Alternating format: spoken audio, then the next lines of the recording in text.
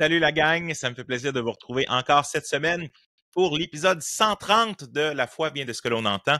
Cette semaine, un sujet un peu différent de ce que je fais normalement, un spécial politique, un spécial qu'est-ce qui se passe dans le monde en ce moment, au Canada, aux États-Unis. Ça brasse beaucoup sur plusieurs sujets.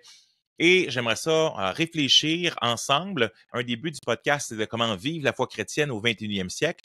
Et dans notre situation particulière en ce moment, il se passe beaucoup de choses. Puis, vous savez, historiquement, dépendamment de la tradition chrétienne que l'on vient et du pays ou de la place où on est, notre rapport à la politique change. Par exemple, souvent, les gens, quand ils... Ah, vous êtes évangéliste, hein, en vous, donc, plutôt qu'évangélique, ils nous mélangent souvent entre évangélique et évangéliste dans les médias. Mais souvent, c'est une question, ah, mais vous êtes comme, tu sais, il y a 20 ans, c'était, ah, vous êtes comme George Bush, puis vous êtes la gang qui vote pour Trump. Et donc, il y a une association assez vite entre ce qu'on appelle la droite conservatrice religieuse et le mouvement évangélique, ce qui n'est pas forcément le cas au Canada parce que pas mal tous les chrétiens sont plus de ce qu'on appelle la gauche, même au Québec, même au Canada. Je vous dirais que et ça m'a pris des années. Il a fallu que je fasse un cours en philosophie politique à l'université pour finalement comprendre c'est quoi la gauche, la droite. Puis souvent, les gens dans les médias en parlent très rapidement. Quand on parle de la gauche et de la droite, c'est qu'on parle qu'il y a un spectrum. C'est-à-dire un spectrum, c'est comme un champ où il y a différentes positions qui va de l'extrême gauche à l'extrême droite et il y a un centre. Et essentiellement, c'est qu'il y a différents axes. Il y a un axe moral et il y a un axe économique à cette gauche et à cette droite-là. Donc, les gens peuvent être à gauche pour des raisons économiques et des raisons morales, et les gens peuvent être à droite pour des raisons économiques ou des raisons morales, ou les deux des fois. Et donc, les gens des fois vont partager même conception économique, mais vont pas partager la même foi ou les mêmes valeurs morales pour autant. Je donne quelques exemples. Donc, quand on parle de la gauche, souvent, on va parler, la gauche est reconnue davantage pour être ce qu'on appelle des fois le socialisme, le communisme. La droite va être davantage le capitalisme, l'économie de libre marché, donc le libre-échange, etc. Et on va avoir donc vers la gauche, plus qu'on va à gauche sur le spectrum, plus on pense que l'État devrait avoir un grand rôle à jouer pour subvenir aux besoins de son peuple. Par exemple, plus que tu es à gauche, plus que tu vas avoir un filet social qui est grand. Par exemple, nous, on est au Canada une social-démocratie, c'est-à-dire qu'on n'est pas le communisme, on n'est pas vraiment une version de socialisme non plus, mais le communisme, dans les versions qu'on a connues, ont toujours viré vers des genres de dictatorship, vers des régimes avec des dictateurs et le système qui fonctionnait pas du tout, où essentiellement tout le monde, en guillemets, est égaux. Et l'État paye tout le monde également. Par exemple, tu n'as pas droit vraiment à une propriété individuelle, que tes études vont être toutes payées, que tu veux aller comme médecin ou que tu veux aller comme plombier, tes études vont être complètement payées. Mais pas mal, tout le monde fait la même affaire, sauf que souvent dans les pays communistes, ça finit pareil que tout le monde est pauvre et il y a une élite, comme dirait George Orwell dans La ferme des animaux. Tous les animaux étaient égaux, mais certains animaux étaient plus égaux que d'autres. Ça a toujours fini avec les élites qui recevaient plus, avec une immense richesse, et la majorité de la population vit dans la pauvreté. Quand on pense au communisme, on pense à Cuba, on pense à la Chine, on pense à la Russie, par exemple. Mais même la Chine a pris un virage vers la droite depuis des années, parce qu'elle est devenue une puissance économique beaucoup plus forte, mais il y a quand même encore... C'est difficile de dire, il n'y a pas de dire, ça c'est un capitalisme pur ou c'est un communisme pur, parce qu'il y a un spectrum, justement, puis on peut avoir de multiples positions ou variantes sur ce spectrum-là. Donc, la gauche, essentiellement, a pour des valeurs économiques de dire on prend soin, tout le monde est égal, on veut une société juste et équitable. Fait que, par exemple, au Canada, un parti comme le NPD est davantage à gauche et il va pousser, par exemple, pour l'assurance dentaire pour tous. Pourquoi juste avoir une assurance maladie? Allons, une assurance dentaire, une assurance médicaments. L'État devrait payer un peu pour tout. Il y a même cette idée, des fois avancée, de ce qu'on appelle un universal income, c'est-à-dire un genre de revenu universel. On devrait payer tout le monde à peu près une base de 25 000 $ par année pour que tu aies tous les besoins de base. Et après ça, mais l'économie se bâtit parce que les gens vont vouloir aller chercher plus. La réalité, parfois, c'est que si on l'a vu avec la PCU, par exemple, dans le temps de la pandémie, c'est que tu donnes un peu aux gens puis ils veulent plus aller travailler après, parce que pourquoi j'irais travailler? Donc, on a eu un exemple là. Est-ce que ça fonctionnerait, cette idée de donner un montant à tout le monde de base? Alors qu'à la droite, dans le capitalisme, eh bien, les chances sont sûres à ceux qui, en guillemets, travaillent fort. C'était le rêve américain. Si tu travailles fort, peu importe que tu sois le fils de 2 immigrants qui sont venus aux États-Unis, tu peux devenir le prochain Mark Zuckerberg, le prochain Facebook, tu peux devenir la prochaine corporation, le rêve américain. C'est que si tu travailles fort, tu peux réussir. La réalité aussi, c'est que ça fonctionne pas tout le temps. Tu peux travailler super fort, tu peux travailler dans une usine, tu sais, de 7 heures à 7 heures, puis rester pauvre toute ta vie pareil. Fait que c'est pas complètement vrai. Fait que des fois, on fonctionne dans les stéréotypes d'un côté ou de l'autre. Fait que la gauche, donc on a au Canada, essentiellement, à la gauche, tu as la NPD, tu as le Parti libéral de M. Trudeau, qui, je vous dirais, sur plusieurs aspects, c'est une de ses caractéristiques, il est plus à gauche même, alors que le Parti libéral, d'habitude, est plus centriste, un peu plus vers le centre. C'est-à-dire qu'il partage à la fois une tension entre la droite économique et entre le filet social et tout ça. Fait que, mais M. Trudeau a souvent été même plus à gauche que le NPD, ce qui a fait que le NPD a perdu pas mal de sa saveur dans les dernières élections, dans les dernières 10 ans. Pourquoi? Parce que M. Trudeau représente les valeurs du NPD, et même plus, jusqu'à un certain point. Alors, fait que la gauche sociale, la gauche économique, pardon, c'est les questions de prendre soin des gens, d'avoir l'État comme filet, une grosse bureaucratie pour prendre soin des gens, l'éducation gratuite, ce que les États-Unis ne sont pas du tout. Les États-Unis, il y a une bonne partie de la population, puis c'est un des grands débats des 50 dernières années, est-ce qu'on devrait donner l'assurance maladie universelle pour tous ou pas? Et même là, ça serait une version qui est beaucoup moins grande que ce qu'on a ici au Canada. J'ai la famille américaine, mon épouse est américaine, fait que des fois, on entend les discussions et ça, mais pour certains Américains, je veux dire, l'assurance maladie pour tous, là, c'est terrible. C'est une plaie, c'est dangereux, ça va faire que tous nos systèmes médicaux vont planter, il n'y aura plus rien de disponible. Puis c'est vrai qu'on a parfois une immense attente dans les hôpitaux. Puis là, l'introduction du privé, c'est-à-dire que si tu payes, tu peux avoir des soins plus rapidement. Puis là, les médecins, ben, ils préfèrent des fois aller au privé parce qu'ils reçoivent des meilleurs horaires de travail, ils reçoivent de meilleurs salaires. Et là, ça fait que seulement les riches peuvent se le payer. Fait qu'on commence à voir tranquillement au Canada, des fois, cette tension-là, où on dit, ben, non, on veut que tout le monde soit traité le même, que tu aies des millions, que tu aies juste des caleçons, donc tu es traité pareil. Mon grand-père est à l'hôpital actuellement, à 86 ans. Il a fait une chute, puis il était tout surpris. Je regarde, je suis traité super bien ici. Puis, tu sais, j'ai de la bouffe à tous les jours. Puis, il doit être en réadaptation parce qu'il s'est blessé au dos. Fait que là, comme dans l'entre-deux, il est sorti de l'hôpital, mais il est dans un centre pour réadaptation pendant quelques semaines. Mais, grosso modo, ça leur a coûté des centaines de milliers de dollars aux États-Unis si tu n'as pas d'assurance. Tu as la moitié des Américains qui n'ont pas d'assurance. Et les républicains, souvent, donc au Canada, aux États-Unis, ceux qui sont plus à droite, qui sont davantage contre le système universel de médicaments, parce que pourquoi est-ce que je paierais pour tout le monde? L'utilisateur payeur est plus à droite, puis il disait, ben non, et par contre, tu vas aux États-Unis, tu as un peu partout ce que tu vas, tu as des payages là, sur les autoroutes, sur les ponts, sur tout. Pourquoi? L'utilisateur payeur. Tu veux l'utiliser? Tu payes pour. À gauche, c'est tout le monde paye pour. Puis à quelque part, mais les plus pauvres payent moins parce qu'ils ont moins de ressources, donc les riches doivent payer beaucoup plus. Et donc, mais au Canada, même notre droite, qui est essentiellement représentée par le Parti conservateur du Canada, le Parti conservateur du Québec, même là, on pourrait argumenter un peu, mais n'est pas vraiment une immense droite. Les États-Unis sont beaucoup plus à droite. On parle encore d'extrême droite qui est encore beaucoup plus à droite. On n'a pas vraiment ni d'extrême gauche ni d'extrême droite au Canada, du moins dans ma lecture. Par contre, tu as aussi la gauche et la droite sociale, à quelque part, morale, c'est-à-dire que souvent, à droite, tu as des conservateurs, donc souvent les juifs, les musulmans, les chrétiens, les conservateurs même des athées aussi qui se retrouvent là et qui ont une vision plus conservatrice de la vie. Mais souvent, quand tu as une morale judéo-chrétienne, eh bien, les valeurs, et pendant, on a vécu dans une société qui était christianisée, en guillemets, là, je ne crois pas que la société était chrétienne, c'est les êtres humains qui peuvent être chrétiens. Fait qu'on a ce qu'on appelle la chrétienté.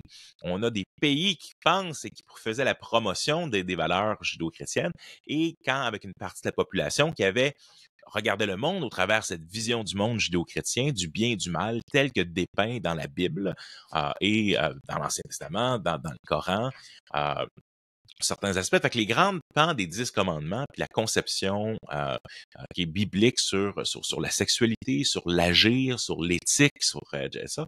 Donc, souvent, la droite va dire, mais comme c'était the law of the land, comme c'était la loi du pays, ben, et que là, il y a des gens qui veulent changer ça. On devrait se battre, en guillemets, pour garder.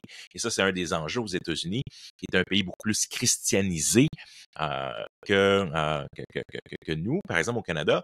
Et là, les gens veulent pas perdre, sont les gens de la droite religieuse, la droite conservatrice sociale, veulent pas perdre les acquis qu'ils ont ou de ne pas se faire imposer des valeurs hautes dans leur système scolaire, dans tout ce que le gouvernement fait et tout ça. Fait que tu as un mélange aux États-Unis, le mélange est beaucoup plus profond entre entre le côté moral puis le côté économique, où des fois même on élève l'idée économique comme si ça venait de Dieu, le capitalisme a été donné par Dieu, puis il ne faut pas toucher à ça, puis il ne faut pas donner l'assurance maladie pour tous parce que c'est dangereux. C'est le socialisme, c'est le communisme. Les États-Unis ont une relation avec la guerre froide entre le communisme et le capitalisme, la Russie, les États-Unis, beaucoup plus grande. Fait que ces idées-là, l'idée des rouges, les communistes, c'est dangereux. Fait que souvent, par association, tout ce qu'ils disent est nécessairement faux et méchant et va nous mener à une destruction totale de notre société. J'exagère un peu.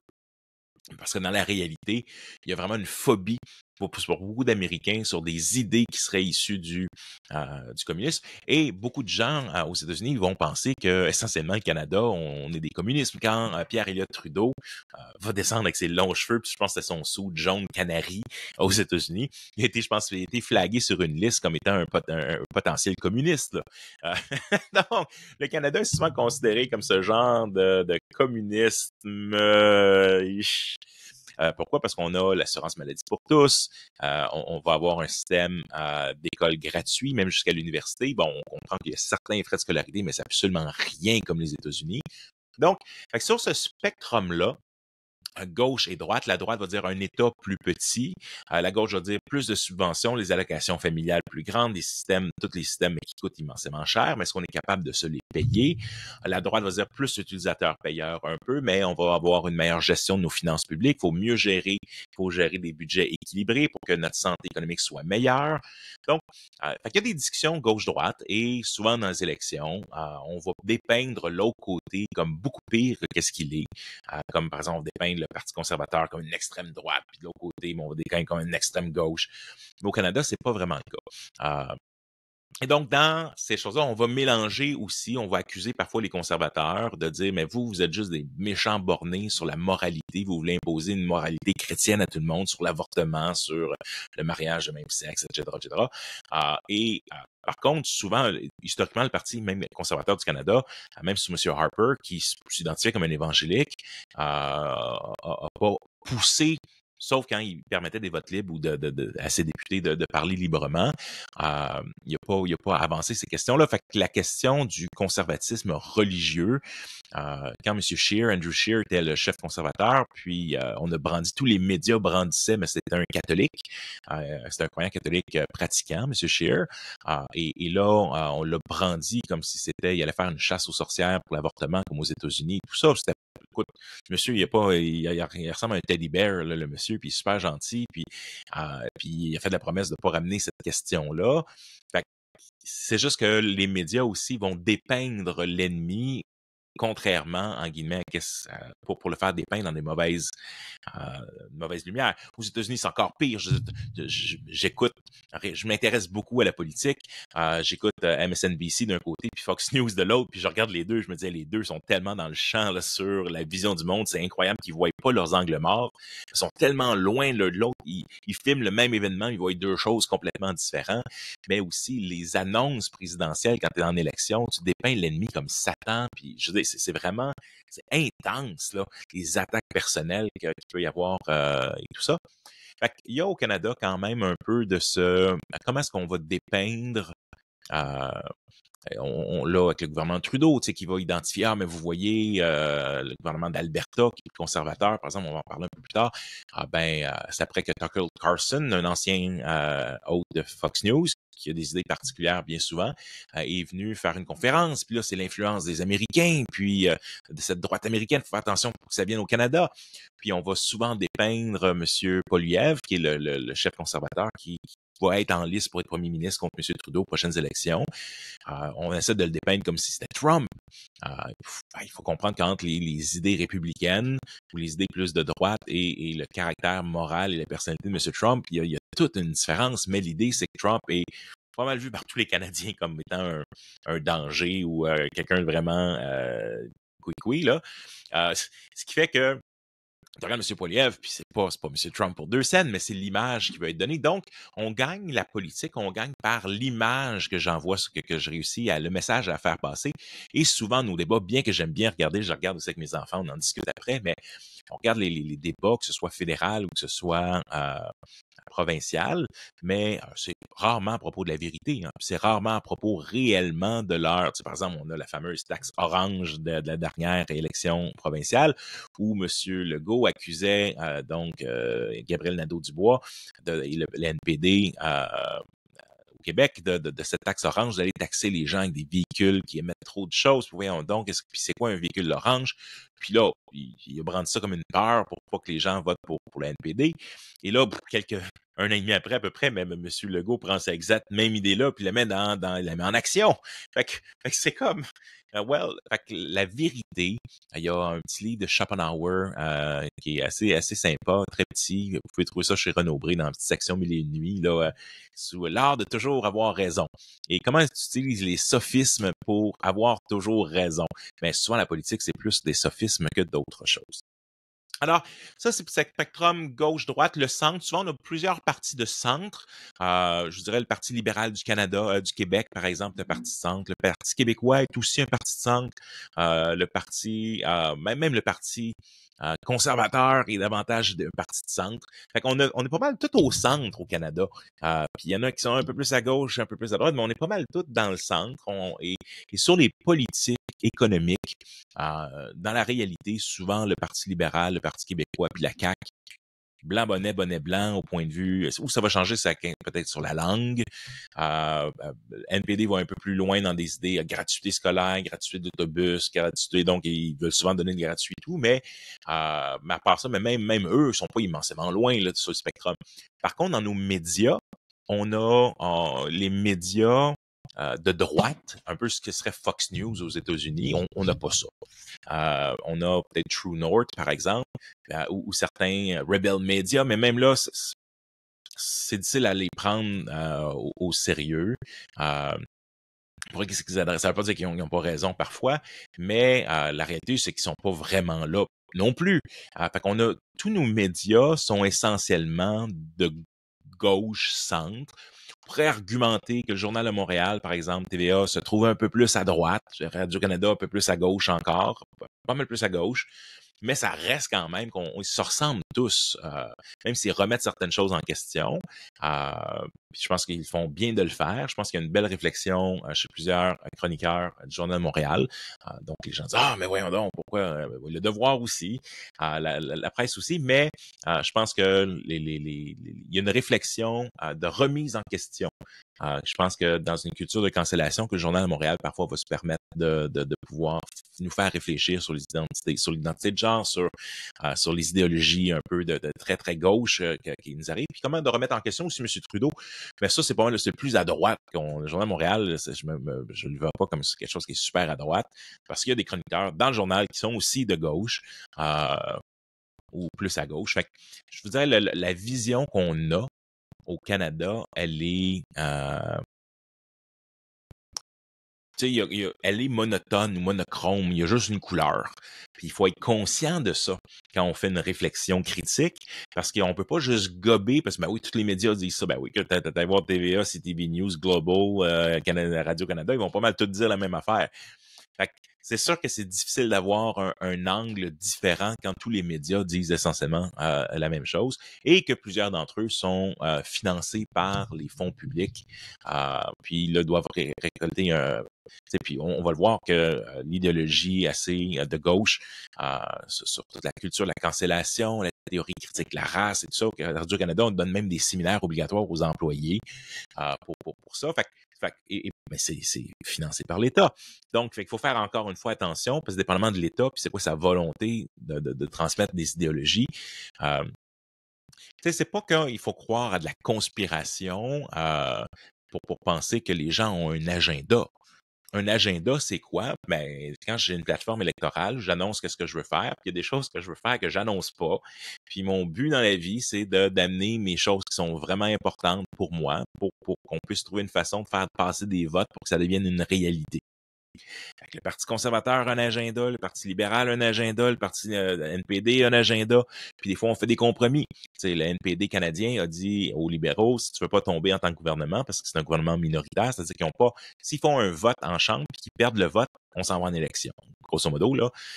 Sauf que comme M. Trudeau n'a pas la majorité des sièges, il a besoin de faire une alliance. Fait qu'il a fait une alliance avec le NPD. Puis le NPD dit, OK, on va te donner ton alliance, on va permettre à ton gouvernement de vivre plus longtemps, mais tu vas me donner une assurance médicaments, pas une assurance, dentaire. Puis même là, il dit oui. Là, il le fait, puis là, on se rend compte, oups, non, c'est pas mal plus petit que qu'est-ce qu'au départ, il promet. Fait que c'est un jeu d'alliance, puis c'est un jeu de risque, là, puis de Monopoly, puis où, grosso modo, tu fais une alliance, mais tu sais en arrière que tu vas venir l'attaquer dans 3 tours de l'autre bord, tu sais.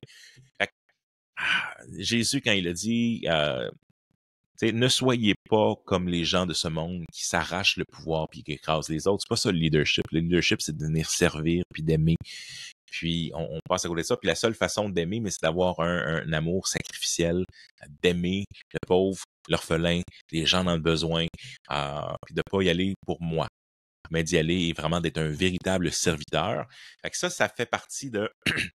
Mais on peut le faire parce qu'en tant que chrétien, on peut avoir accès à cet amour inconditionnel, de dire non, moi je suis aimé en Jésus, fait que je peux me tenir quand je sais qu'il y a des gens m'aiment pas à cause de ce que je pense ou ce que je vais avancer. La question, est-ce que je peux être un chrétien et être en politique, c'est une toute autre question. J'en parlerai peut-être à la fin s'il nous reste du temps. Je pense que c'est quelque chose d'assez difficile à faire, mais ça a été un de mes sujets. En fait, c'est un de mes sujets de maîtrise. Je fais 2 maîtrises, une en philo, en éthique. Et je voulais le faire au départ en philosophie politique. Et je voulais le faire sur la thématique. Comment est-ce qu'on fait des lois au Canada dans un pays qui est de plus en plus multiethnique, pluraliste, au point de vue des conceptions du bien? Comment tu fais une loi?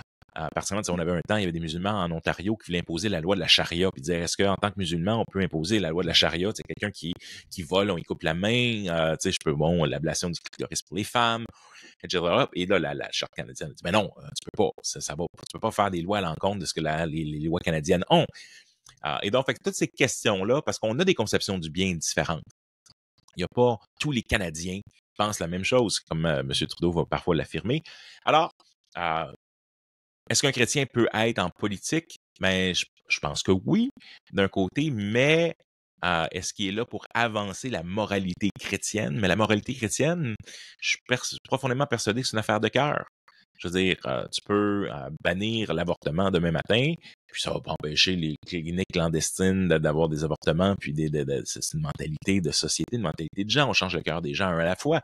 Fait que je suis pas sûr que le rôle du gouvernement est d'imposer une moralité, point, parce que le christianisme s'impose pas, l'islam ne devrait pas s'imposer, le judaïsme s'impose pas non plus, l'athéisme ne devrait pas s'imposer non plus. Et je crois que les gouvernements qu'on a dépassent vraiment, vont plus loin en ayant une idéologie religieuse, c'est-à-dire une idéologie qui est pas, il n'y a pas un Dieu, ou athéiste, sans un Dieu, mais qui est quand même une idéologie religieuse, parce que c'est une conception particulière du bien qu'ils veulent imposer à tout le monde. Et ça, je crois que M. Trudeau fait fausse route sur cette question-là, parce qu'il n'aimerait pas que les chrétiens fassent s'ils étaient au pouvoir, mais il le fait sans réaliser peut-être même qu'il y a un agenda. Mais lui, il va pour le bien, le bon, le juste, la justice, mais c'est tel qu'il le conçoit, selon sa conception du bien. Puis de l'autre côté, c'est là qu'il faut faire attention que la véritable politique, c'est de faire un vivre ensemble. Puis le gouvernement, à ce moment-là, devrait avoir le rôle de nous aider à mieux vivre ensemble. Puis comment est-ce qu'on laisse les communautés à ce moment-là et le rôle de l'école, qui est une juridiction provinciale au Québec et je pense en plus au Canada aussi. C'est-à-dire que comment est-ce qu'on fait qu'à l'école, comme M. Poilievre le disait récemment, est-ce qu'on pourrait faire que l'école enseigne les maths, les langues, puis l'algèbre, puis arrête de passer des idéologies sur la sexualité, puis sur la justice sociale, puis sur tout ça. C'est quoi le rôle de l'école? Je ferai un autre podcast sur l'état de l'éducation. Ce sera un autre spécial politique un peu ou autre. Mais quand même. Alors, qu'est-ce qui m'a motivé à faire un podcast aujourd'hui sur la politique? Là, j'ai beaucoup parlé de politique canadienne, mais vous savez, si vous suivez un tout petit peu la politique américaine, vous savez que ça brasse. Et cette semaine, j'écoutais peut-être la moitié à peu près de ce qu'on appelle le State of the Union, c'est-à-dire l'État de l'Union. C'est un speech que grosso modo, le président fait à chaque année. Il va devant le Congrès, je pense que c'est le Congrès sénateur, je pense que tout le monde est là, et il va adresser. D'habitude, c'est pas lui qui va à la Chambre, c'est la vice-présidente qui est vice-présidente qui est là avec le chef de la Chambre, qui est à ce moment-ci un républicain. Et il va adresser donc les Américains devant sur qu'est-ce qui se passe dans le pays, comment va le pays, comment va l'économie.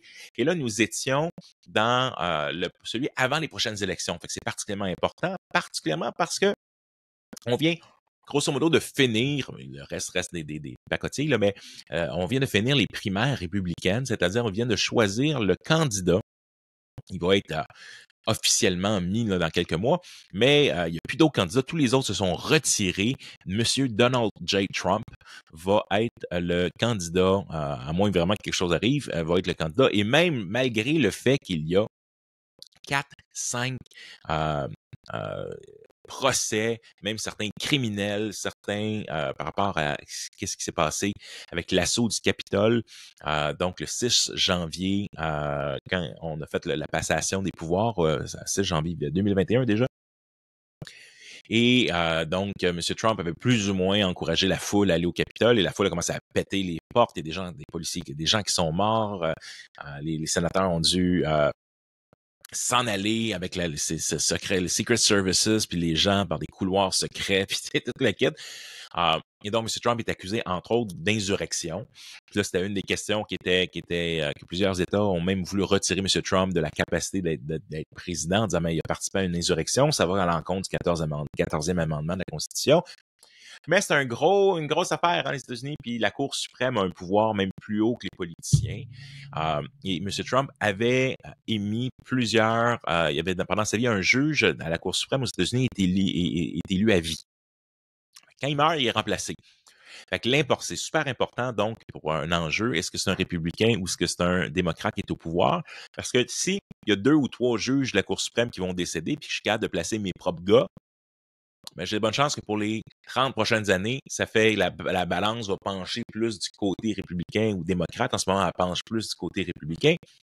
On peut quand même penser que les juges doivent être neutres puis avoir une capacité d'être neutre. Puis je pense qu'ils le sont jusqu'à un certain point, mais ils viennent avec leur background aussi. Puis il y a 2 écoles de pensée chez les interprètes de la Constitution américaine. Tu as les originalistes, qui l'idée, on devrait absolument et uniquement interpréter la Constitution dans le cadre, comment elle a été comprise par les pères fondateurs. Et il y en a d'autres qui sont plus des progressistes, qui vont dire non, mais dans le fond, c'est un document qui doit être statique, qui ne doit pas être statique, pardon, qui doit bouger, on doit l'adapter, on prend le principe, puis comment est-ce qu'on adapte le principe et on le met, je donne un exemple, je pense que c'est le second amendement qui dit que les États-Unis ont le droit de porter les armes. Pourquoi? Parce qu'on est dans un contexte guerre d'indépendance, puis on doit se défendre du gouvernement qui essaie de venir nous enslave us, à quelque part nous contrôler, tout ça. Donc, un des safeguards qui est mis en place, c'est que les Américains peuvent porter des guns. Puis, mais là, on a je sais pas combien de tueries par année, des massacres, et ça. Parce qu'on se comprend qu'à l'époque, en 1676, quand quelqu'un a un gun, là, je veux dire, tu sais, prend 5 minutes le loader, tu mets de la poudre dedans, tu mets le truc, ça tire une shot. Bon, peut-être un 6 coups à la limite, là, une couple d'années après, mais aujourd'hui, on a un semi-automatique capable de tirer, tu sais, 200 balles à minute. On comprend que, bon, le second amendement ou pas, là, est-ce qu'il pourrait y avoir une restriction sur les armes? Et d'autres vont dire, aucune restriction sur les armes. C'est un des grands débats aux États-Unis. Nous, au Canada, on n'a pas de gun. Nos gardes, tu sais, nos gens à douane sont même pas armés. Tu dois appeler à la police, tu sais, quand tu dois arrêter quelqu'un, pratiquement. Tu peux ben, s'il est violent ou autre, là, mais la réalité, c'est que on a des visions du monde vraiment différentes là-dessus. Mais un originaliste va toujours, et là, si la Constitution ne parle pas quelque chose, la Cour suprême tranche d'une façon, alors que les juges progressistes m'ont dit, mais non, il faut juger avec intelligence. Et donc, quand ils se sont posés la question, est-ce que, c'était une des questions dans Roe v. Wade, si vous voulez, vous pouvez aller voir le podcast, l'épisode que j'avais fait sur l'avortement, avec le renversement de Roe v. Wade. Mais l'idée, c'est de dire, ben, est-ce que la Constitution, est-ce que l'avortement est un droit fondamental reconnu par la Constitution? Ce qu'en France, ils viennent de faire la semaine dernière. Ils viennent de reconnaître comme un droit inaliénable, un droit fondamental, le droit à l'avortement pour les femmes.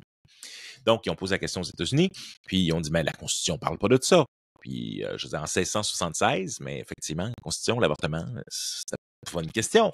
Fait que les juges de la Cour suprême, pas une question, c'était pas là. C'est pas un cas que la Cour suprême a pu imposer. Donc, Roe v. Wade est, grosso modo, annulé sur ces aspects-là, parce que la Constitution n'en parle pas. Donc, ils renvoyaient la balle. C'est pas qu'ils ont annulé l'avortement, c'est qu'ils ont renvoyé la balle à chacun des États de décider. Puis là, il y en a qui ont décidé pour, il y en a qui ont décidé contre, dépendamment, est-ce qu'ils ont plus de républicains, plus de démocrates dans l'État. Fait qu'en bout de ligne, fait que t'as la Cour suprême qui prend ces grandes décisions, qui a renversé l'avortement, qui a dit aussi non, M. Trump, tu peux pas empêcher M. Trump d'être sur les ballots, donc sur les votes pour les primaires pour décider qui va se confronter à M. Biden. Et en bout de ligne, là, il y a une autre question qui est mise devant la Cour suprême aussi dans un des procès de M. Trump, qui est est-ce que le président, parce que le président a une certaine immunité dans l'exercice de ses fonctions, mais est-ce que cette immunité-là reste après aussi? Puis techniquement, ben le 6 janvier, le jour de la passation des pouvoirs, puis qui encourage les gens, par exemple, avec le Capitole, est-ce qu'il peut être immunisé pour ça? Est-ce qu'il peut être immunisé pour le fait d'avoir tenté de soudoyer, renverser, puis grosso modo frauder les élections, trouver des nouveaux électeurs, accuser deux jeunes femmes, et leur vie a été détruite, là, ces femmes-là. Il a accusé, il a montré ça devant je sais pas combien de conventions. Regardez la vidéo, on voit des femmes ici qui prennent une boîte d'une place, la mettent à une autre, sont en train de me voler des votes sans aucune preuve. C'était une vidéo, c'est une vraie vidéo, mais il n'y a pas rien qui démontrait ça. Puis tu sais, tu détruis la vie de ces deux filles. Ils ont reçu des menaces de mort, ils ont peur de se promener dans la rue après ça. C'était le président des États-Unis ou l'ex-président des États-Unis qui dit grosso modo que tu es une fraudeuse, une voleuse. Puis écoute, fait, M. Trump vient d'être reconnu coupable en cour aussi de diffamation contre une femme qui l'accusait de viol. La cour a reconnu M. Trump responsable, mais pas coupable. Fait qu'on ne sait pas trop quoi faire avec M. Trump, puis c'est ça qui est terrible, parce qu'on traite deux... Ce serait pas un ancien président, là. Je veux dire qu'il aurait été reconnu probablement coupable et pas juste responsable. De l'autre côté, dans le cas peut-être le plus grave que celui... le RICO case qu'on appelle, le RICO case, c'est quoi? C'est une genre de loi qu'on faisait pour ramasser toutes les acolytes d'Al Capone, un peu dans... donc, c'est une conspiration qu'on peut accuser tous les gens en même temps, donc ça permet d'aller plus vite. C'est au niveau fédéral, c'est pas que si t'es coupable, ça va à une peine de prison, généralement. Mais là, tu as déjà des co-accusés de M. Trump qui ont plaidé coupable à avoir essayé de renverser l'élection. Ça paraît quand même un peu bizarre. Tu as 10 gars, 10 des gars qui plaident coupable, puis toi, tu plaides non coupable. Puis là, tu fights ça. Mais là, l'idée, à mon avis, de M. Trump, c'est s'il réussit à se faire élire président, le président a le pouvoir de se pardonner. Il a le pouvoir de donner des pardons aux gens, mais il a le weird pouvoir, puis c'était fait poser, j'ai écouté une mini-entrevue qu'il avait faite lors de son dernier terme. M. Trump, avez-vous pensé à vous pardonner vous-même? M. Trump répond, ben, j'ai posé la question à mes gens, puis certains disent que oui, je pourrais le faire. Il y en a d'autres qui disent que ça aurait l'air vraiment weird. Je suis d'accord avec eux sur ça, mais est-ce que je pourrais le faire? Puis en même temps, mais les gens qui sont là pour essayer de me courir après, je pense qu'il regrette amèrement de ne pas savoir pardonner lui-même pour tous les crimes potentiels qu'il aurait pu commettre pour éviter les poursuites. Et c'est l'angle dans lequel M. Trump met Euh, mais les choses en ce moment, c'est que tous ces procès-là qui sont faits contre lui, c'est pire que ce qui arriverait que ce que Poutine fait. Poutine vient de faire assassiner Navalny, qui était son opposant politique. Il avait déjà mis le gars en prison, puis là, les élections arrivent, je pense, assez proches, fait que là, on l'a éliminé. Mais c'est quasiment ça. Il dit, c'est Biden, puis qui est en charge du pouvoir étatique, puis du Department of Justice, DOJ, le Department of Justice, Département de la Justice, c'est tout ça c'est de la persécution politique. Et là, la polarisation aux États-Unis, c'est ça qu'il faut comprendre, c'est qu'on vit dans un monde de plus en plus divisé. Et dans le State of the Union de cette semaine, Monsieur Biden, il y a persiste et signe dans ça.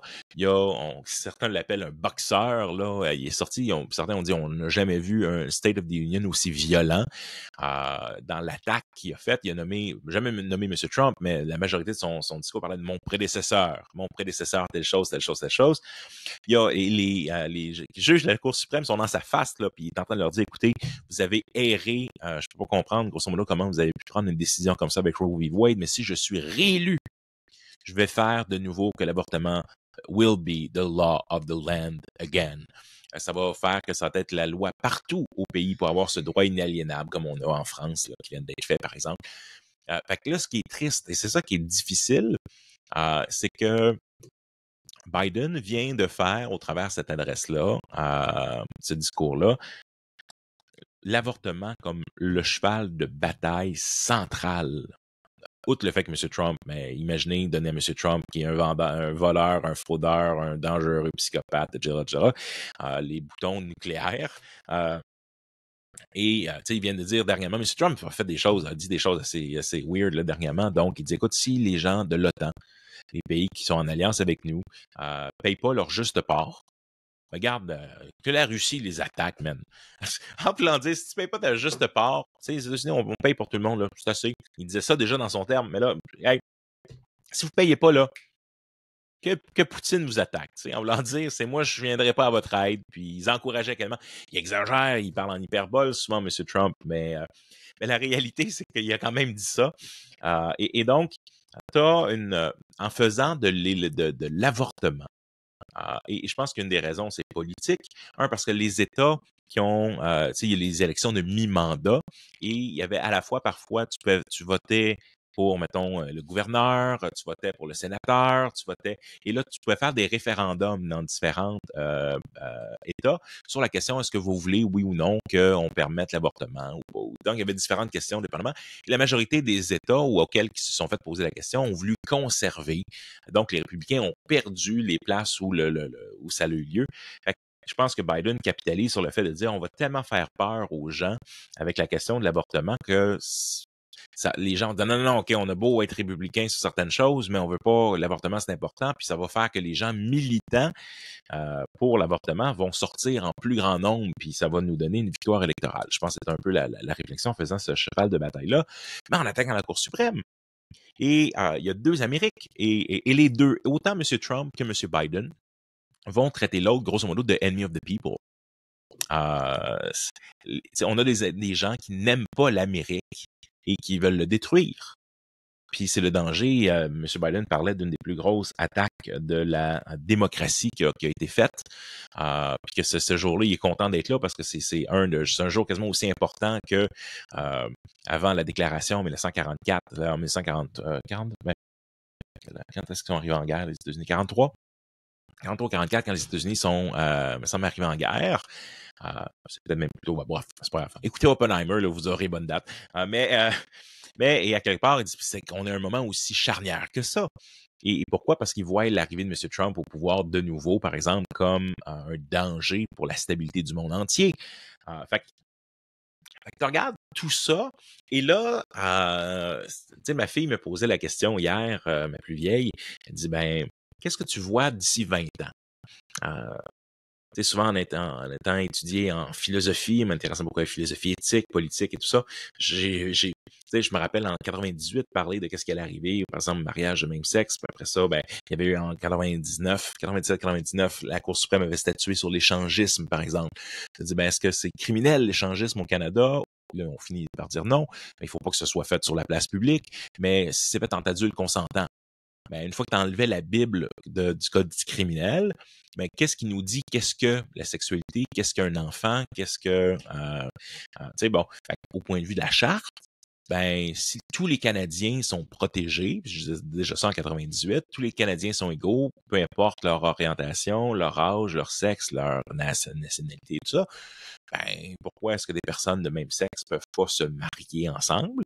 Tu sais, tu peux avoir une conviction religieuse qui exprime, mais la Bible nous dit que, mais au point de vue canadien, en termes de dire, mais si c'est une législation, puis on est un pays qui doit reconnaître les droits à tous, ben, il y a des gens qui font plein de choses que je suis pas d'accord avec, mais on vit dans un pays où on laisse la liberté de religion, dit qu'il y a des gens qui vont avoir des comportements ou des actions différentes que qu'est-ce que moi je pense qui est bien. Puis je vais pas leur pitcher des tomates, puis je vais pas faire la propagande de haine, puis je vais pas les discriminer, puis je vais pas les...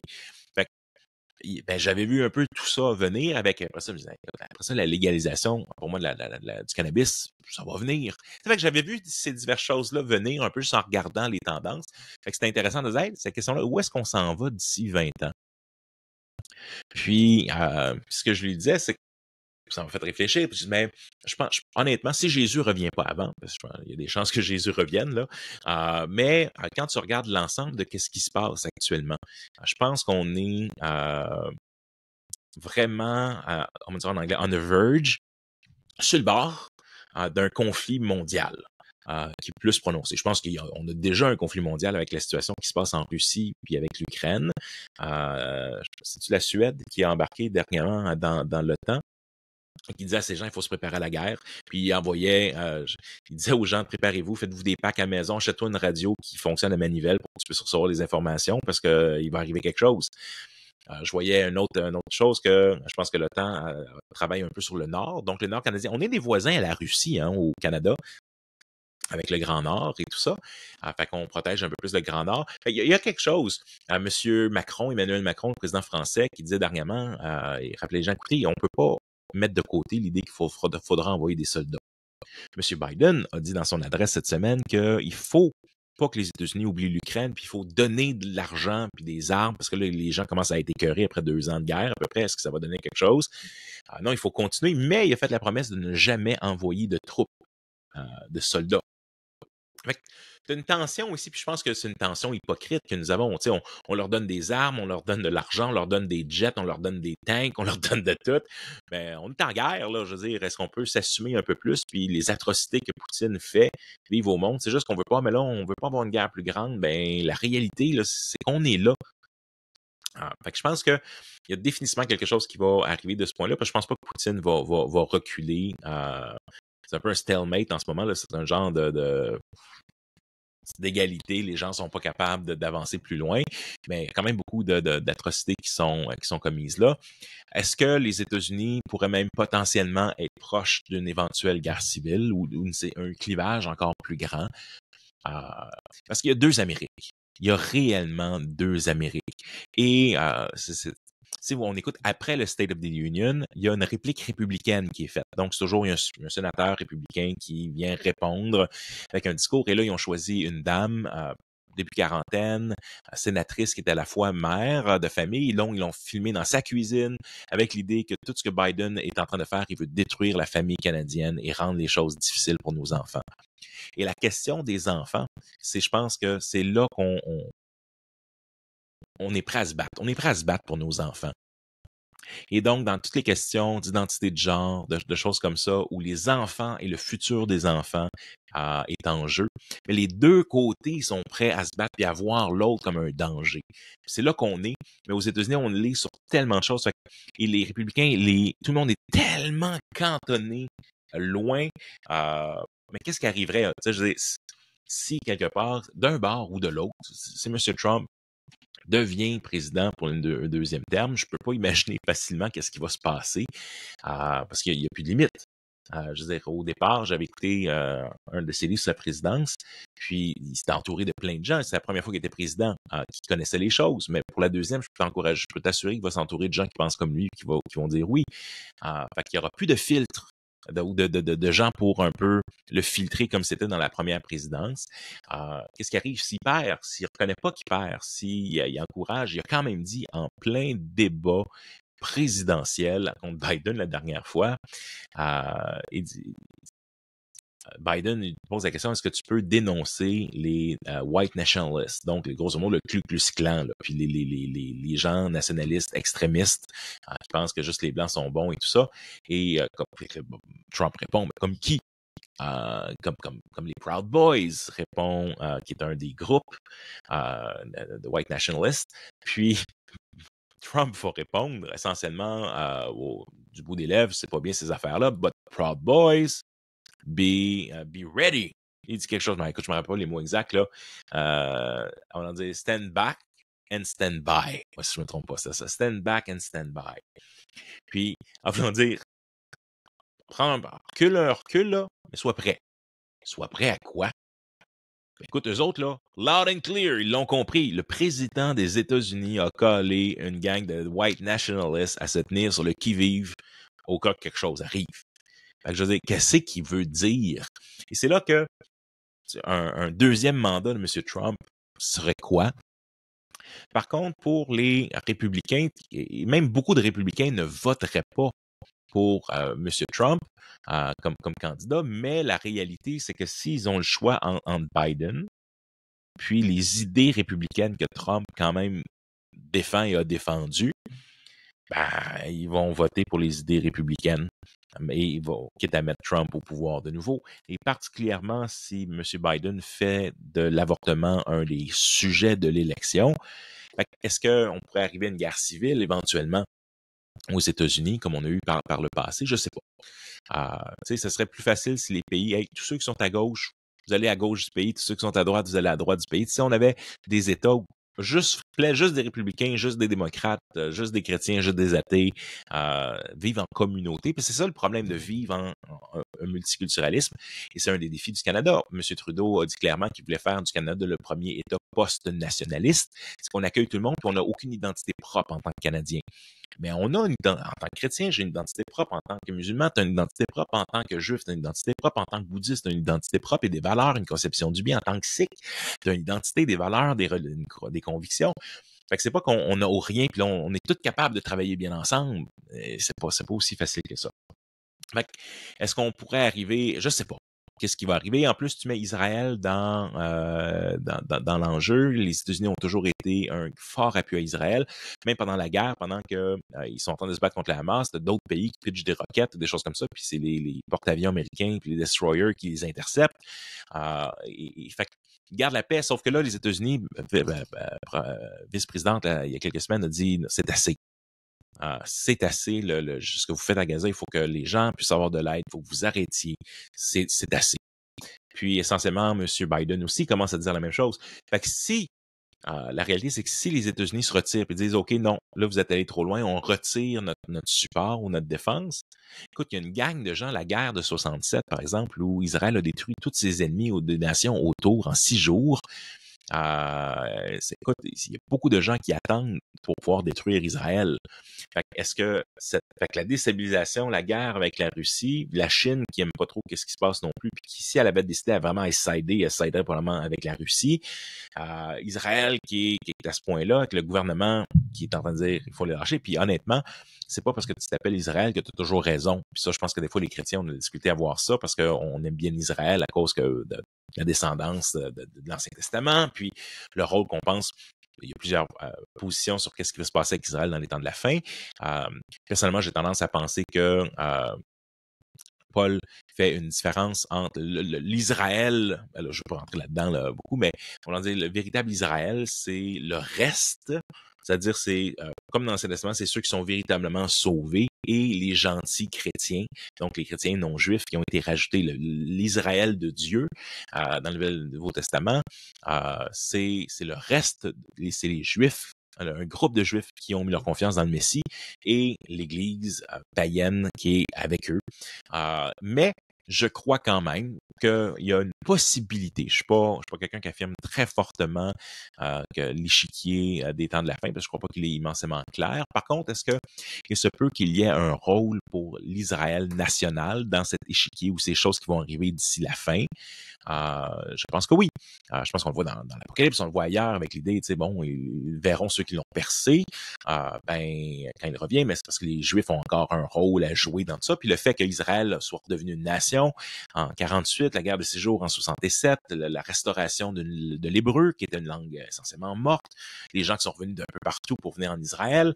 Tu sais, t'as un ensemble de choses quand même que, même si je crois pas forcément que la Bible enseigne un troisième temple sur le mont nécessairement, est-ce qu'il peut en avoir un? Moi, ça peut. C'est une des interprétations possibles. Est-ce que c'est pas une des interprétations que je crois qui va être celle qui va arriver? Mais certainement, c'est possible qu'il y a une volonté de certains Juifs de reconstruire le temple, mais là où se trouve le troisième lieu le plus saint des musulmans actuellement. Fait qu'essentiellement, il y a une situation géopolitique super tendue, une Amérique qui a jamais été plus séparée depuis la guerre civile, probablement. Fait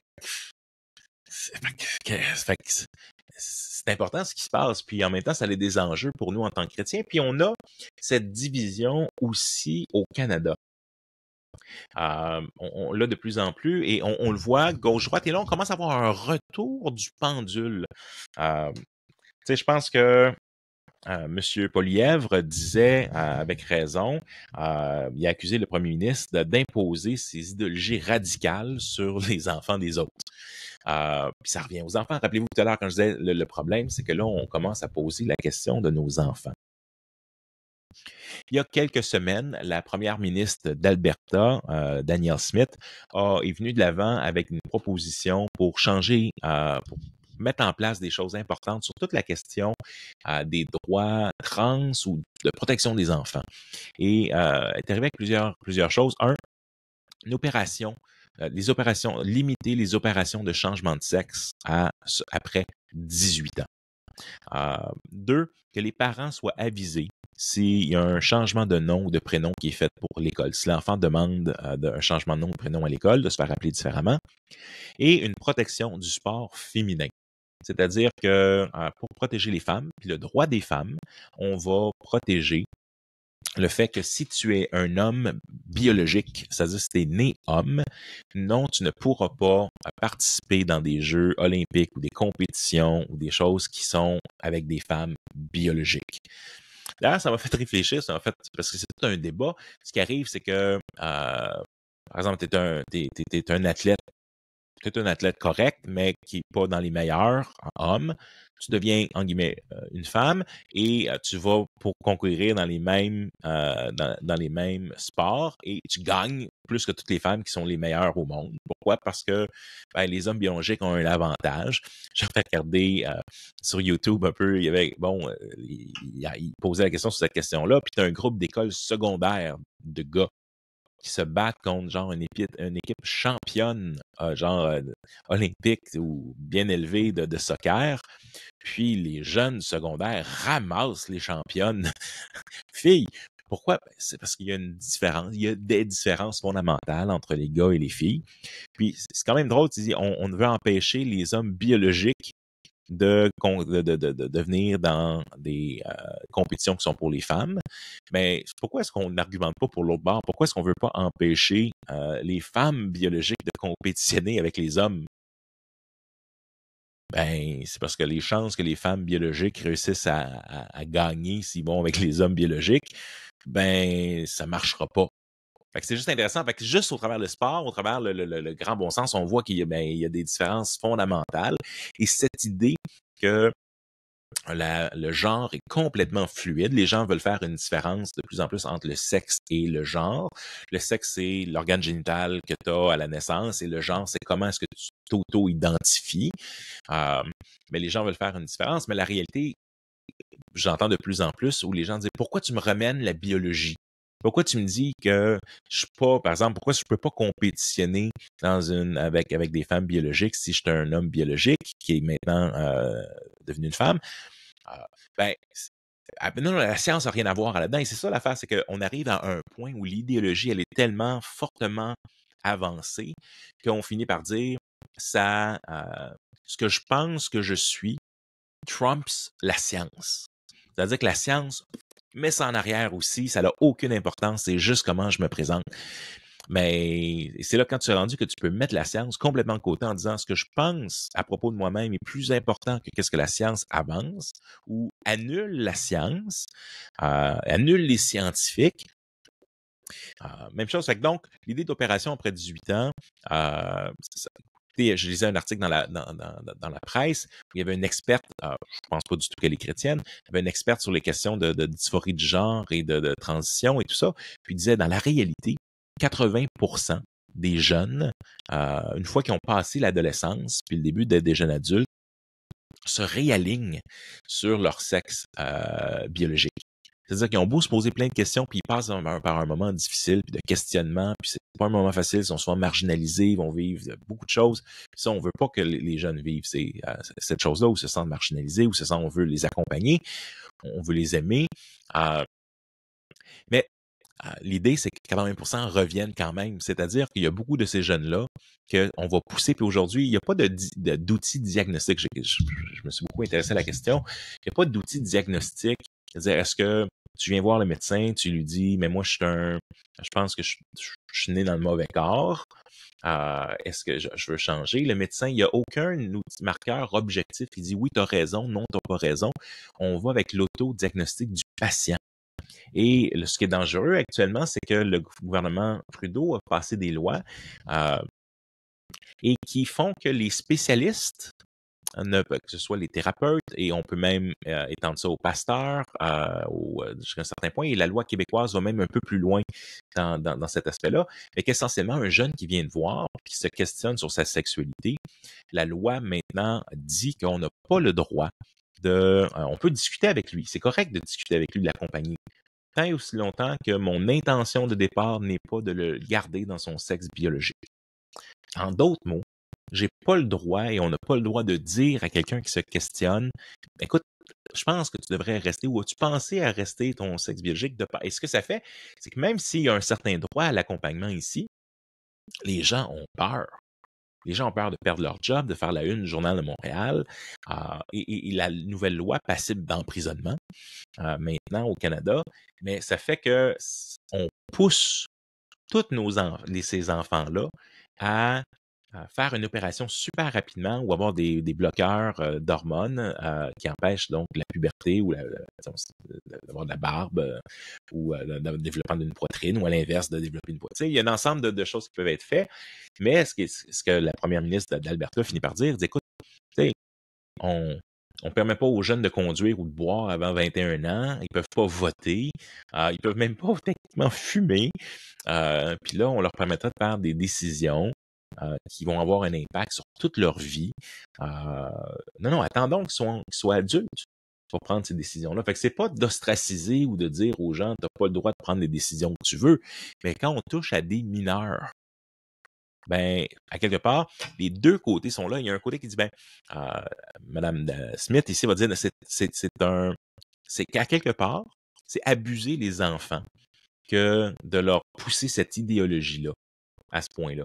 Pourquoi? Parce que en disant que non seulement que c'est normal de se poser des questions, mais que tout le monde devrait se poser ces questions-là. Enfin, ce qui arrive, c'est qu'on a un phénomène de contagion sociale, comme une recherchiste non chrétienne disait aux États-Unis. Statistiquement, il y a trop de gens actuellement qui s'identifient dans toutes les catégories LGBTQ, plus qu'on n'a jamais vu. Puis, c'est probablement pas le cas réel, c'est qu'il y a un phénomène de contagion sociale. Elle a été ostracisée aux États-Unis. C'est une recherchiste de gauche libérale qui s'est fait ramasser par les lobbies LGBTQ pour dire, mais voyons donc, pourquoi tu nous persécutes comme ça? Fait que la science n'a plus le droit de rien dire sur cette question-là. Fait que la question, c'est qu'on pousse. Jordan Peterson disait ceci, c'est qu'au travers de ces lois-là, on réalise pas qu'en poussant ces idéologies-là, on va amener des problématiques chez des millions de nos jeunes qui n'auraient pas ces questionnements-là. Parce que pour avoir travaillé avec les ados pendant des années, tu sais, t'es ado, c'est weird. tes relations sont weird, ce qui se passe dans ton corps, c'est weird. Puis il peut y avoir tellement de facteurs. Et là, ce qu'on dit, c'est que tu as de l'anxiété, tu as ça. Fait que si tu vis de l'anxiété, là, si tu te sens pas bien dans ta peau, si tu fites pas, mais peut-être que la solution, c'est que t'es peut-être pas dans le bon genre. Fait ils n'ont pas besoin d'aller loin sur TikTok, YouTube, tout ce que tu veux pour arriver à cette conclusion-là. Puis s'auto-diagnostiquer alors que c'est une infime portion de la population qui vit avec la dysphorie de genre. Il y a un changement entre le DSM-4 et le DSM-5. Le DSM, c'est le guide des maladies mentales, essentiellement. Et on ne reconnaît plus dans le DSM-5 que la dysphorie de genre est une maladie mentale, alors qu'avant, ça l'était. C'est un trouble c'est un trouble dans tous les cas. C'est un trouble où la personne a un malaise. Comment est-ce que j'accompagne ce malaise-là? Mais si le gouvernement pousse et dit, mais tu n'as pas le droit d'accompagner les jeunes dans ce malaise-là, et on va juste pousser, et on pousse fort pour ça, ben, on va pousser des jeunes à avoir des chirurgies, on va pousser des jeunes à se poser des questions qui n'ont pas besoin de se poser. Tu as M. Trudeau qui accusait essentiellement la première ministre Smith de dire nous, on a fait l'engagement de garder tous les Canadiens, et particulièrement les plus vulnérables, et dans les plus vulnérables sont nos jeunes de la communauté LGBTQ. Et il dit, vous êtes en train d'attaquer des enfants vulnérables. Et on va tout faire. Et tous les Canadiens vont être là pour protester. Mais je pense que c'est la lubie du premier ministre Trudeau. C'est que c'est pas justement tous les Canadiens qui acceptent son idéologie et ce retour de pendule. On le voit avec Smith en Alberta, on le voit au Nouveau-Brunswick, on voit tranquillement ce retour de pendule pour dire non, t'as une minute là. Tu es en train de faire avaler des choses qui vont être dommageables pour la santé de nos enfants. Fait que d'un côté, tu as M. Trudeau qui dit on faut protéger nos enfants, il faut pousser cette idéologie-là de théorie critique de la race, de la théorie de genre et tout ça. Et de l'autre côté, tu as aussi des plus conservateurs qui vont dire non, il dit l'idéologie que vous êtes en train de pousser sur des enfants, ça fait du tort aux enfants. Puis là, ça devient irréductible. Et c'est là que M. Poilievre va finir par dire, laissons les parents élever les enfants et laissons les écoles, les provinces gérer les hôpitaux puis les écoles. Et là aussi avec la réflexion, mais c'est quoi le rôle de l'école? Et là, dans le rôle de l'école se sent responsable de devoir pousser ces théories-là dans ses cours sur la sexualité, de mettre des cours de sexualité qui sont revenus au programme. Donc, ça reste qu'on vit dans une société où l'État se voit une responsabilité d'enseigner les enfants des choses parce que les parents vont peut-être enseigner autre chose.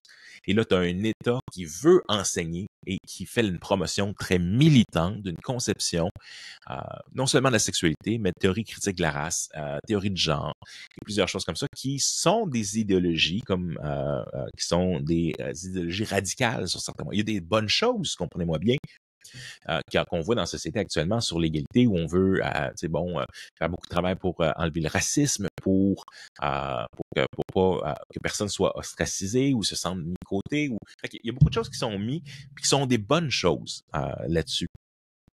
Le pendant de ça, c'est que M. Trudeau arrive avec une nouvelle loi qui vient de sortir il y a quelques semaines, qui est essentiellement la loi C-63, qui est la loi sur les préjudices en ligne.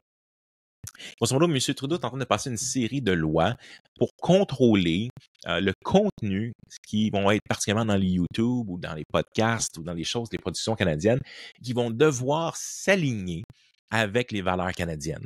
Tu as J.J. McCullough, un YouTuber, probablement un des YouTubers les plus connu au Canada, qui a été devant le Parlement à quelques reprises pour parler sur cette chose-là, entre autres. Puis lui, c'est pas un chrétien pour 2 cents, mais il disait, vous êtes en train de vouloir contrôler. Puis il disait, si les idées sont trop conservatrices, même, en fait, non, c'est pas assez canadien, qui décide. Et il y a dans la loi ici, M. Trudeau va dire ceci, les enfants sont vulnérables à la haine, à la violence, au harcèlement, qui les pousse à voir et à être affectés par des choses terribles en ligne. Il faut protéger nos enfants. On les protège dans la cour d'école, dans nos institutions et dans nos communautés. On doit aussi les protéger en ligne. Vrai. il faut les protéger de la pornographie en ligne, il faut les protéger des prédateurs en ligne, il faut les protéger. Mais ce qui est inclus à l'intérieur de ça, c'est aussi de dire, ben, si je les expose, si quelqu'un, un chrétien ou quelqu'un d'autre dit, mais moi, je pense que c'est pas une bonne idée que des enfants de moins de 18 ans aient une chirurgie de changement de sexe, est-ce que ça, c'est de la haine? Ben, M. Trudeau aurait tendance à dire oui. Parce que quand M. Poilievre s'est positionné, il a grosso modo envoyé la rengaine. Attention, ça, ça propagage la haine, puis la division, puis ci, puis ça. Fait que ouais, on est d'accord qu'il faut protéger les enfants, mais on les protège dans la cour d'école, dans nos institutions. Je suis pas sûr, moi, qu'on protège nos enfants dans l'école publique actuellement. Je suis pas sûr qu'on protège nos enfants. Pourquoi? Parce qu'on a des idéologies bien différentes de c'est quoi protéger nos enfants. Puis c'est là qu'on a un clash qui arrive au niveau canadien aussi. Puis de dire, mais là, on arrive avec il y a quand même des dispositions dans dans la loi qui protègent encore la liberté de religion, la liberté d'expression. Monsieur Yves-François Blanchette, le chef du Bloc québécois, en parlant de ce projet de loi-là, disait ceci, c'est drôle, c'est drôle et triste en même temps, il dit ceci. Ce projet de loi dit que si vous incitez à la violence ou au génocide, vous êtes passible de prison à perpétuité. Mais si vous dites que c'est par conviction religieuse, vous pouvez très bien aller faire vos courses au dépanneur. Ça n'a absolument aucun bon sens. Ironisé le chef Yves-François Blanchet, c'est dans un article je crois, du Devoir.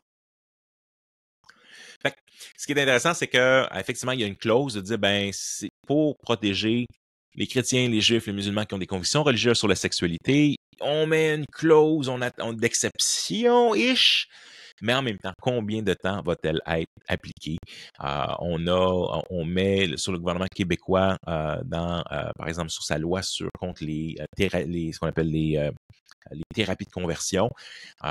C'est-à-dire que si tu essayes de convertir quelqu'un LGBTQ, peu importe de quel bord, tu essaies de le convertir, même le fait de lui dire que c'est un péché, c'est considéré. Le gouvernement québécois rentre ça dans thérapie de conversion qui peut être dénoncé. Il y a même sur le site, tu peux aller puis faire une plainte.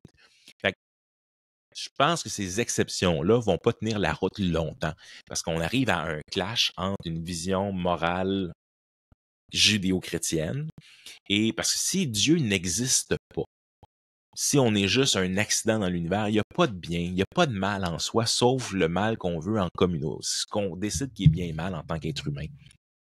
Sauf que si je vis en communauté, là, je vis sur une île déserte, là, une gang de Juifs veulent vivre comme dans l'Ancien Testament sur une île déserte, mais c'est bien pour eux. Puis si de l'autre côté, ben une île avec des musulmans, les autres veulent vivre avec la loi de la charia, puis ils coupent les bras les mains des voleurs, puis mettent leurs femmes, rejettent leurs femmes quand ils veulent, puis ci ou ça, puis ben, ça serait-tu bien, mal? Ben, si Dieu n'existe pas, puis que tu vis en communauté, puis qu'est-ce qui est bien, mais c'est ce que ta communauté vit, ben, je peux pas dire que ce que l'autre vit est bien ou mal, parce que ce serait un jugement de valeur, parce que ça serait admettre qu'il y a un bien qui est toujours bien. Il y a quelque part, mais je vous dirais que la gauche religieuse, exactement, croit qu'il y a un bien qui est toujours bien. Ils ont une conception religieuse du monde, donc ils ont une conception du bien particulière, mais qui s'oppose.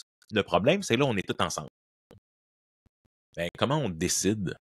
Comment, en tant qu'on est plein de communautés différentes, ben, on s'entendra pas sur les questions de s'il y a un Dieu qui existe, puis qui nous a donné un manuel d'instruction, puis que la seule, par exemple, façon qu'il y a de la procréation sur la planète, c'est avec un homme biologique, une femme biologique, puis tu peux pas t'en sortir.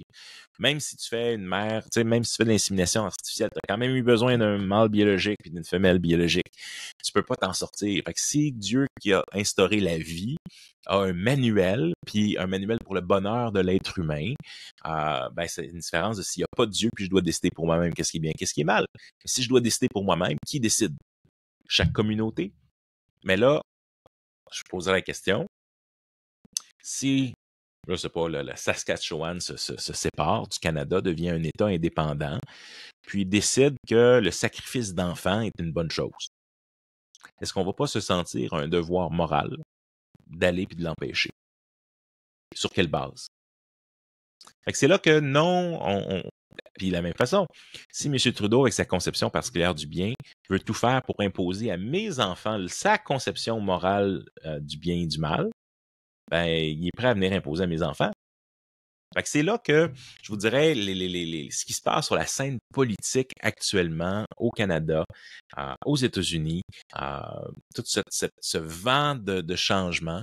Il y a aussi du pushback. Je pense qu'on voit ce retour du pendule avec ce qui se passe en Alberta, par exemple. On voit le retour du pendule même avec Disney, par exemple, qui Disney a crashé au point de vue de ses actions, de sa compagnie.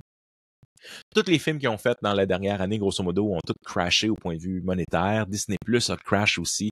Ils ont perdu de l'argent. C'est la saignée là, au point de vue de l'argent. Et Bob Iger, qui est le président de CEO de Disney, a fini par dire dernièrement, ben, il faudrait peut-être, je pense qu'on a oublié en tant que corporation que notre rôle, c'est de créer des choses le fun, puis pas de passer des messages idéologiques et politiques dans tous nos films puis nos productions. Ben, il y a un dicton en anglais qui dit Go woke, go broke, qui est à quelque part, si tu pushes une idéologie radicale de la gauche, ben, tu vas aller en faillite parce que les gens à un moment donné vont décrocher. Puis ce qu'on voit encore et encore. Fait que tu as un pushback, un retour du pendule quand même que tu vois. Je crois qu'en bout de ligne, le prochain gouvernement canadien va être un gouvernement conservateur. Le gouvernement conservateur n'est pas un conservateur moral. Vraiment, le parti politique est de moins en moins conservateur moral, mais au point de vue économique, mais même au point de vue des protections contre, pour la liberté d'expression, la liberté de religion, la liberté des parents, la liberté. Je pense qu'il y a un enjeu là qui est à considérer pour les chrétiens pour une prochaine élection. J'ai toujours été un peu réticent à cause du background politique québécois où le catholicisme disait « N'oubliez pas mes frères, l'enfer est rouge, mais le ciel est bleu. » Comme les curés le disaient à l'époque. Je me suis toujours dit, ben non, je reste sur les sidelines, sur les questions politiques. Je vais donner des outils aux gens pour réfléchir la politique comme on le fait. Puis, généralement, je me considère assez modéré, c'est-à-dire que en tant que philosophe, en tant que théologien, mais j'aime voir les choses de différents côtés puis présenter le mieux possible la position de l'autre. J'essaie de généralement de donner des outils. Comment est-ce qu'un chrétien décide pour qui voter et non pas de me positionner particulièrement. Mais je vous dirais qu'à ce moment-ci de l'histoire canadienne, si la tendance se maintient, le prochain gouvernement sera un gouvernement conservateur. Je pense que c'est un gouvernement conservateur et je crois que je vais voter conservateur cette fois-ci. Puis je vous encourage à le considérer aussi. Parce que je crois que ces questions-là, particulièrement de liberté d'expression, de liberté de religion, sont actuellement en danger. Puis je crois et je me battrai pour que tout le monde, que le musulman, le sikh, l'athée, l'agnostique ait le droit de dire ce qu'il pense et ait le droit de pratiquer la religion de leur choix. Ça, je me battrais pour cette liberté-là. La liberté de religion est un concept baptiste. Fait que je ne crois pas que dans une société pluraliste, je crois qu'on doit faire des lois sur des valeurs communes que nous avons et que l'État devrait littéralement, comme M. Trudeau père l'avait dit à l'époque, dans les années 60, l'État n'a rien à dire dans la chambre à coucher. C'était vrai dans cette époque-là, c'est avec ça qu'on a décriminalisé, par exemple, l'homosexualité au Québec, c'est avec ça qu'on a plusieurs législations qui ont été faites, qu'on a enlevé en bout de ligne l'échangisme comme criminel et tout ça. Mais c'est vrai aussi, je pense, si on l'applique, mais l'État n'a rien à dire. C'est-à-dire qu'elle ne devrait pas faire la promotion d'idéologie qui touche la sexualité d'un côté ou de l'autre. Par contre, d'avoir dans la Charte des droits quelque chose qui dit que peu importe ta religion, ton âge, ta race, ton orientation et tout ça, mais tu devrais pas, de pas avoir accès à un emploi, que tu devrais pas, quelqu'un te refuser le logement, que tu devrais avoir des chances égales. Ça, je crois que c'est une valeur primordiale d'une démocratie où il y a une multiplicité de conceptions du bien. Mais mais je crois que l'État devrait se retirer, même au niveau scolaire, c'est pas la place de l'école d'avancer ces idéologies-là. Je crois qu'il y a une réflexion aussi en tant que parent. Je ferai un podcast sur l'éducation, comme j'ai mentionné plus tôt, bientôt. C'est pas la place. Je pense que les parents, on a abdiqué souvent en disant, mais l'école en leur enseignera tout ça, mais le fait de donner les enfants, de confier nos enfants à une école, et à quelle école, c'est un privilège. C'est-à-dire, je décide, c'est pas on prend pas qui, on prend pas. Ben c'est ça qu'il fait, il va à la garderie, il va à l'école, après ça, il va au secondaire, puis je me pose pas de questions. Non, la responsabilité d'éducation est aux parents, on la délègue à l'école. Mais dans la loi, c'est parce qu'on peut faire l'école maison, par exemple, au Canada, mais c'est un droit fondamental du parent de donner l'éducation aux enfants. L'État peut avoir un droit, comme il est là maintenant, d'être sûr que les enfants ont une éducation. C'est ce qui est fait avec le département de l'école maison, par exemple. Mais quand c'est rendu que, puis, tu sais, je pose la question, on est dans une capsule, c'est comment protéger nos enfants dans notre société aujourd'hui. Est-ce que tu inviterais Richard Dawkins, donc le grand athée, à venir garder tes enfants? Pas parce que j'ai peur qu'il va les agresser, mais parce qu'il va passer des idéologies vraiment intenses.